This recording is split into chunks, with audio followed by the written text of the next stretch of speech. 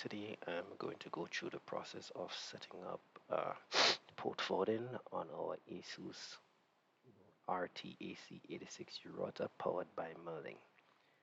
First of all, to begin, you would need access to your ISP's router. You would need to log in to make two configuration changes within your ISP's router. So first of all, we're going to go and log into our Merlin router.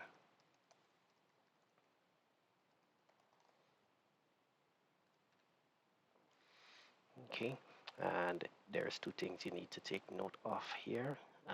What's the IP address on the WAN of your router, as well as we would need to verify the MAC address of our WAN router. Okay, so the MAC address is 0488. So that's the two information we need from our Merlin router right now. Next, we would go into our ISP's router. My ISP router is TELUS, so I actually logged into it right now. So I'm going to select Advanced Setup. It gives me this warning. If I want to proceed as an advanced user, I would say yes. I would go to DHCP reservation, and I would make sure that my Merlin router always gets the same IP address. So I would select my MAC address 0488, and the IP address that I got was 192.168.1.64. I'm going to apply these changes.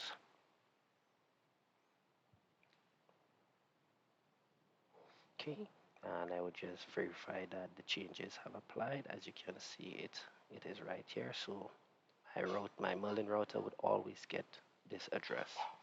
The next thing we're going to be doing is we're going to be setting up port forwarding on the ISP's router. So we're going to go to Firewall, Port Forwarding, and this is where we're going to do port forwarding. I have already had some inside here already. So for example, there are 65,000 ports that is currently used on the network. So you can actually forward all 65 ports from 1 to 65,535. But for security risk, we're only going to be, it is recommended that you only open specific ports that you would be needing. So for example, I would be testing it on port 3389. But as you can see, I already have a port 3389 set up here for port forwarding. So what can be done is that we can use a separate port number on the external interface, and then we can use the actual standard 3389 on the internal interface. So first of all, I would select the LAN IP address, which would be my IP address on my Merlin router, which is 64. And on the external interface, what I can use is I can use port 11,000. So you can select a specific port range. You have a start and end port, but we're only going to be allowing one specific port. And on the internal, we're going to be sending port 3389. So what that does is that on my ISP router, once it sees port 11,000, it knows that it's going to be sending it to 3389 on the internal interface to my Merlin router, which is on IP address 192.168.1.64. And the protocol we're going to be using is TCP. So we're going to apply changes. Also, it is recommended that you also duplicate that as a UDP port as well. So we're going to be doing the same configuration, but we're going to be changing the protocol to UDP.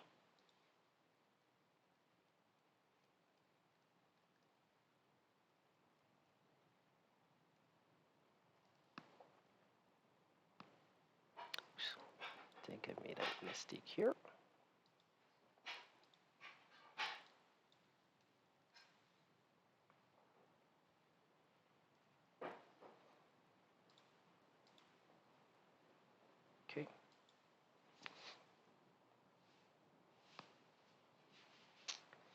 Okay, so that takes care of configuring port forwarding on the ISP router. So now we're going to log into our Merlin router.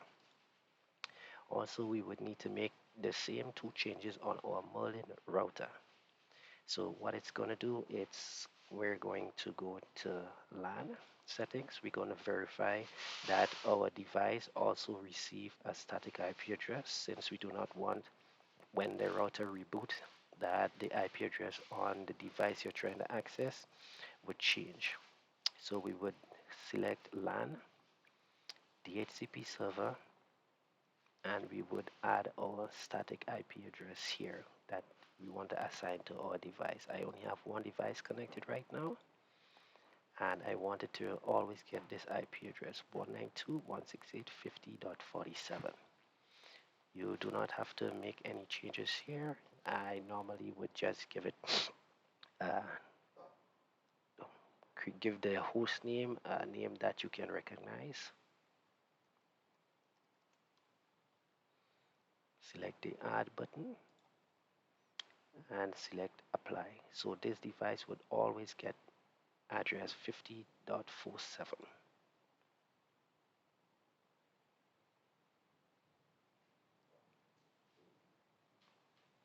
Okay, next what we're going to do is we are going to do port forwarding.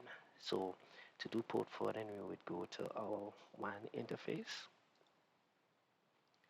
and we're going to select the option virtual server port forwarding. Okay, it's currently turned off right now, so we're going to add a profile first of all. We're not going to be selecting any of the quick setting because we actually want to make sure that we select all the necessary configuration. But if you would like, these are the regular options. As you can see, there is no RDP connection inside here, 3389, so we'd have to manually set that up. Also, you have options for games as well. So we're going to give it, this is optional, but it's best to give it a name. So we can set up a laptop 3389. Okay, so the protocol, we're going to be using both. You can select TCP or UDP, but we're going to be using both. The external port number, as you can see in the bottom here, you can give a range of external port number, but we only want to allow one specific port access for security reasons, 3389. The internal port would be the same. The IP address, internal IP address of the device. So we only have one device. The source IP, we do not want to put anything here. If you look at the bottom here, this is to give a specific IP address access from the internet, but we do not want to do that because you might be connecting from multiple different IP addresses. So we're going to select OK. Okay, as you can see, the option is here. So the service name is 3389. The external port would be 3389, and the internal port is 3389, and it would be going to this particular IP address, which is the current workstation I'm on, and it's using both TCP and the UDP. So we're going to apply settings here. We're going to see, we're going to turn on port forwarding.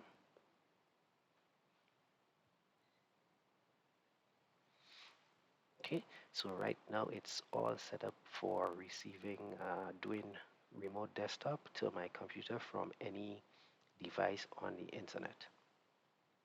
Okay, I will just make sure that the settings are saved. So I would come back to WAN, virtual port triggering. Okay, so our settings are there. Thanks again for watching.